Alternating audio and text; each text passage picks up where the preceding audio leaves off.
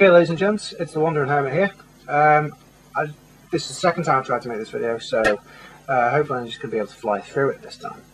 I rambled last time, so you'll be pleased to know. Hopefully this will be more to the point. Now, I want to do a very, very short video on the difference between ritual and ceremony, because this is something that confuses a lot of people.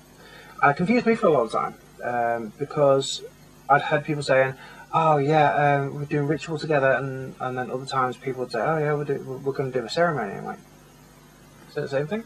But it's not. And let me explain why. Now, ritual. Ritual basically means any physical action that has a rigid structure and repetition, involving repetition. And this is for the purpose of impressing upon the mind a particular way of thinking and being. Okay? So, for example, I get up every single morning at about 6 AM. I give my son his breakfast, I get him dressed, sitting down to watch his cartoons, play with his toys. And whilst he's doing that, I meditate. I try to do a draw from my tarot cards, my oracle cards, or my runes. And I try to get some exercise in whilst having breakfast and everything else. These are sort of my morning rituals. I do the same thing every single morning, pretty much in the exact same order, around the exact same time of day. Now, in a magical context, ritual, you can see it in Freemasonry, for example. Every single meeting, no matter what you're doing in that meeting, you always open and close in the same way. You open up, you form the lodge, you get everyone in their relative positions, you do everything in the exact same order every single time. You say the same words every single time, and the same for closing. Now, within the course of that meeting, you may then demonstrate a ceremony, such as an initiation or a passing or raising.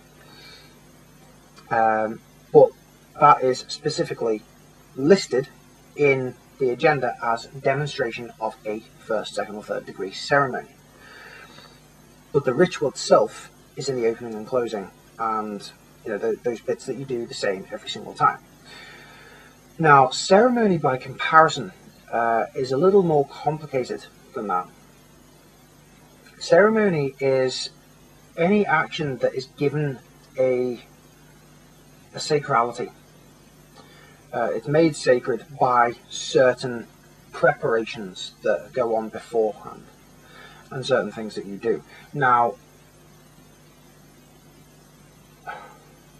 ceremony, an example of an everyday ceremony, which I say every day, it's more common in the old world than it is today, is something like a coming of age ceremony, where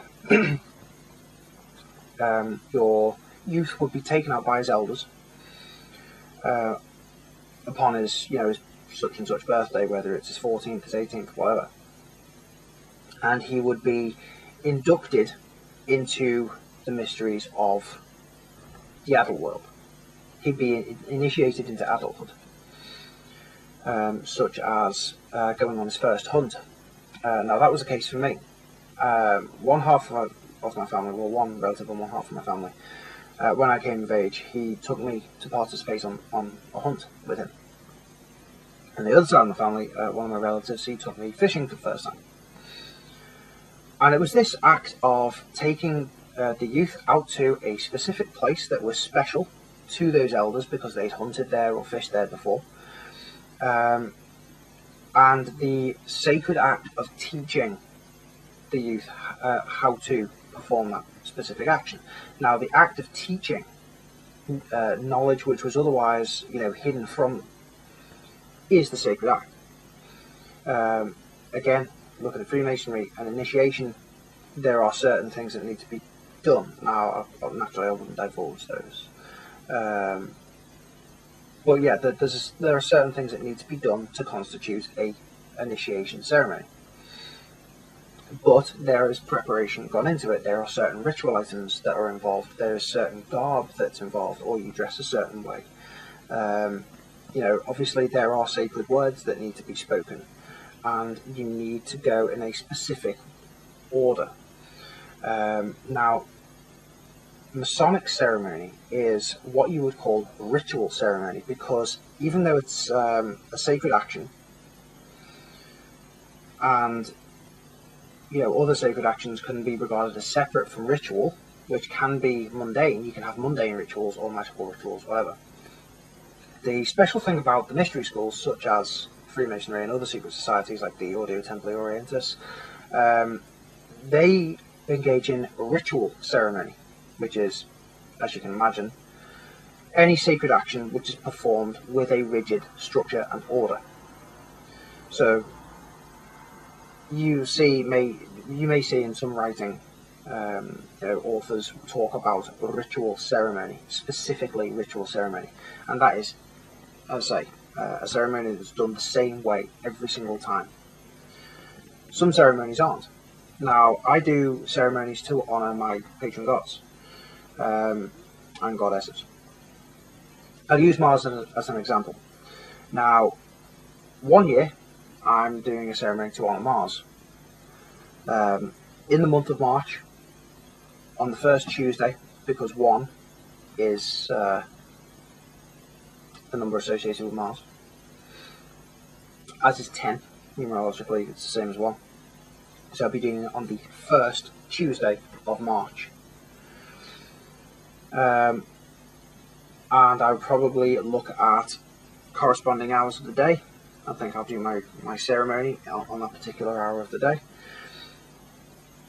This is all of the ceremonial preparation that goes into it, because you're creating specific conditions for an action to be performed in order to make it sacred. Now, if I'm using sympathetic correspondence, such as the colour red, the first time round I may just wear a smart shirt, like deep red, like a crimson shirt or something like that. Now, the second time round, say the following year, say I do the same ceremony again, first Tuesday of the month of March, maybe a different calendar date, but again it's the same idea of the first Tuesday. The date is different, and therefore it's not ritual in that sense, because otherwise I'd be doing it on the same calendar date. The hour of the day might be slightly different, so again that takes the ritual element out of it, but it's still the hour of the day corresponding to Mars. And this time, rather than wearing a red shirt, I may decide to wear a red cloak or robe. Still the sympathetic correspondence of the colour red, but I've done it slightly differently. The words I use may be different. The first time round, through lack of experience or lack of preparation, I may improvise a prayer to Mars. The second time round, I might actually write a poem out, an ode to Mars, and actually memorise that poem beforehand or read it out on the day. Each time the ceremony is done slightly differently, and therefore it lacks the ritual aspect. But there's still preparation that goes into it, there'll still be ritual tools that go into it, there'll still be sacred attire that goes into it. And therefore the act of honouring Mars, giving an offering to Mars, is made sacred by the preparation that goes into that. And the thought and the intention, most importantly, is the intention that goes into it. That's what marks something out as ceremonial. But ritual is anything where you just go through the motions. Some people do ritual for the sake of for the sake of doing it. Some people get up every single morning and they do a sun salutation, a yogic sun salutation, simply because they're used to it. That's just what they do. But it's not ceremonial in any way. They're not doing anything to make that action sacred, but it's part of their morning routine. It's just something they do. Now, to them, it could be completely mundane, no ceremonial element to it at all, but it's ritualistic. So I hope this serves to clear up any sort of confusion between the two terms, ritual and ceremony, and then of course the combination, ritual ceremony. I hope I've not rambled too much, so I'm going to leave it there. Thank you for watching. If you're subscribed to my channel, then thank you very much for subscribing and for your support.